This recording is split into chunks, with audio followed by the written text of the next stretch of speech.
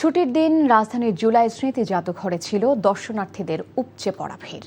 জুলাইয়ের নানা স্মৃতি জাদুঘর ঘুরে দেখার পাশাপাশি এদিন দর্শনার্থীদের বিশেষ আগ্রহের জায়গা জুড়েছিল আয়নাঘরের রেপ্লিকার দিকে।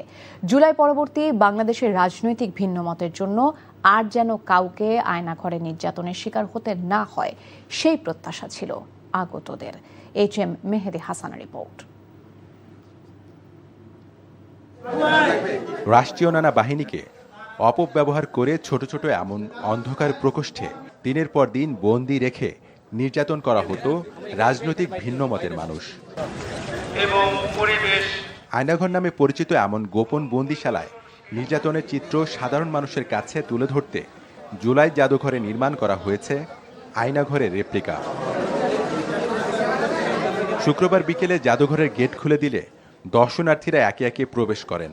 কেউ এসেছেন বন্ধুদের নিয়ে, কেউ এসেছেন পরিবার পরিজন নিয়ে, তবে তাদের বিশেষ আকর্ষণের জায়গা ছিল আয়নাঘর। জানান, এমন দুর্বিষহ অভিজ্ঞতা যেন কারো জীবনে না ঘটে। করুণ একটা পরিস্থিতি, এখানেও মানুষ থাকা যায়। আমি তো এখন এসে খুব ভয় অনুভূত হয়েছে। এটা খুব ভয়ানক ছিল, এত অত্যাচার করার পর আমাদের তো শরীর এখন কাঁপতেছে অনেক।